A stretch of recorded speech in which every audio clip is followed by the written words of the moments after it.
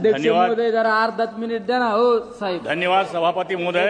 देखिए आपने महामहिम राष्ट्रपति जी के अभिभाषण के समर्थन में मुझे बोलने का अवसर दिया. मैं आपका धन्यवाद प्रकट करता हूं. सरकार गरीब, युवा, किसान, महिला उत्थान के दृढ़ संकल्प एवं समावेशी संकल्प के साथ साथ आगे बढ़ रही है. संरचनात्मक सुधार एवं पिछले 10 सालों के दौरान किए गए परिवर्तनकारी कार्य सरकार के विकास के ट्रैक रिकॉर्ड की तरफ ध्यान आकर्षित कर रही है. महोदय, सरकार ने देश में नागरिकों तक बेहतर स्वास्थ्य सेवाएं पहुंचाने के लिए 1,75,000 आयुष्मान आरोग्य केंद्र बनाए हैं. ये समाज के लिए मंदिर ही है.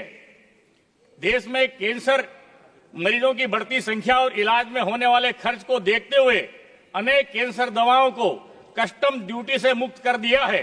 प्रधानमंत्री जन औषधि केंद्र पर और अधिक आधी कीमत में सस्ती दवाएं उपलब्ध हो रही है. सर्वाइकल कैंसर के लिए अब तक लगभग 9 करोड़ महिलाओं की स्क्रीनिंग की जा चुकी है. भारत में आधुनिक आत्मनिर्भर कृषि व्यवस्था का लक्ष्य सरकार द्वारा तय किया गया है.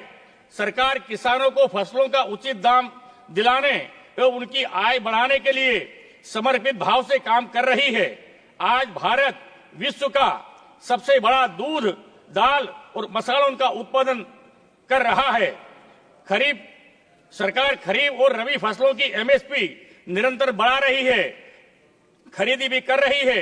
पिछले 1 दशक में धान, गेहूं, दलहन, तिलहन और मोटे अनाज की खरीदी पर 3 गुना ज्यादा राशि दी गई है. किसानों की आमदनी अधिक बढ़ाने के लिए, सीमित जमीन में अधिक उत्पादन करने के लिए पिछले 6 महीने में फसलों की जलवायु अनुकूल अच्छी उपज देने वाली 109 उन्नत प्रजातियों को विकसित किया गया है. सहकारिता के माध्यम से अधिकतम लोगों को जोड़कर 8 लाख सहकारी संस्थाएं एवं उनके 29 करोड़ हितधारक सदस्य ग्रामीण भारत के करीब 90% क्षेत्र का प्रतिनिधित्व करते हैं. बीते वर्षों में शहरी क्षेत्रों में भी सरकारी संस्थाओं का विस्तार सरकार द्वारा किया गया है. सरकार के प्रयास से 25 करोड़ लोग गरीबी रेखा से ऊपर आए हैं. पंडित अटल बिहारी वाजपेयी जी का जो सपना था नदियों से नदियों को जोड़ना, उसी को ध्यान में रखते हुए सरकार ने सूखाग्रस्त इलाकों में सिंचाई और पीने का पानी उपलब्ध कराने के लिए 2 ऐतिहासिक नदी जोड़ो परियोजनाओं पर काम आगे बढ़ाया है. 40,000 करोड़ रुपए की से अधिक लागत की केन बेतवा लिंक परियोजना से मध्य प्रदेश और उत्तर प्रदेश के लाखों ग्रामीण भाई बहनों को लाभ मिलेगा. 72,000 करोड़ की संशोधित पार्वती कालीसिंध चंबल लिंक परियोजना से राजस्थान और मध्य प्रदेश में सिंचाई और पीने के पानी की आवश्यकता की पूर्ति होगी.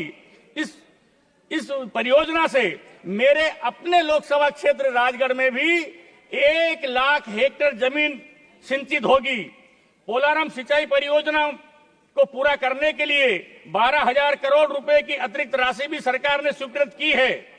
महोदय, हमारे यशस्वी प्रधानमंत्री माननीय नरेंद्र मोदी जी का कोई निजी मकान नहीं है. उनकी कृपा से, उनके आशीर्वाद से मेरे अपने लोकसभा क्षेत्र में 2 लाख से अधिक मकान बने हैं और 4 करोड़ से अधिक मकान पूरे देश में बने हैं, लेकिन उनका स्वयं का कोई मकान नहीं है. ऐसे हमारे यशस्वी प्रधानमंत्री जी हैं.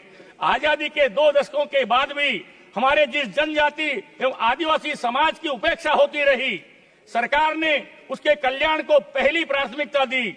महोदय, शिक्षा के क्षेत्र में देश भर में 470 से अधिक एकलव्य मॉडल आवासीय विद्यालयों के माध्यम से लगभग 1.25 लाख आदिवासी बच्चों को शिक्षा दी जा रही है, जो अंतिम पंक्ति में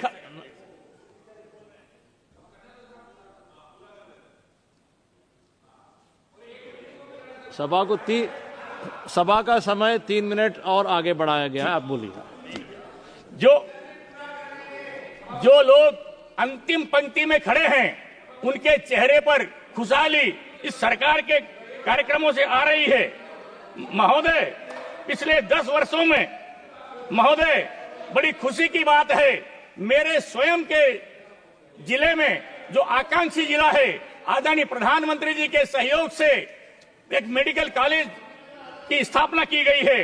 पिछले 10 वर्षों में आदिवासी बहुल इलाकों में 30 नए मेडिकल कॉलेज खोले गए हैं। विशेष राष्ट्रीय मिशन चलाकर आदिवासी समुदाय की स्किल से जुड़ी समस्याएं को ऊपर ध्यान दिया जा रहा है। इस मिशन के अंतर्गत लगभग 5 करोड़ व्यक्तियों की स्क्रीनिंग की जा चुकी है। जनजाति विरासत को सहेजने के लिए सरकार ने कई कदम उठाए हैं। इस वर्ष भगवान बिरसा मुंडा की 150वीं जयंती पर पूरे देश में जनजाति गौरव वर्ष के रूप में मनाया जा रहा है। महोदय, बात चाहे धरोहर और सांस्कृतिक चेतना के पुनर्जागरण की हो, चाहे विश्व के सांस्कृतिक मंच पर भारत की पहचान भारत ने ग्लोबल लीडर के रूप में बनाई है।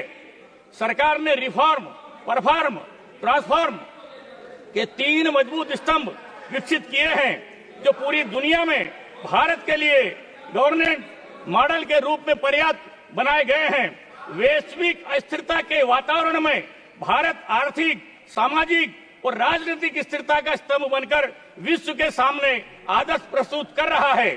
चाहे G7 समिट हो, क्वाड, ब्रिक्स, SC हो या G20, भारत के सामर्थ्य, नीति और नियत पर पूरे विश्व ने भरोसा जता करके समृद्धि की दिशा में सरकार द्वारा किए गए सकारात्मक अमूलचूल परिवर्तनों की सार्थकता प्रदान की है। मैं माननीय महोदय राष्ट्रपति जी के अभिभाषण का समर्थन करता हूँ।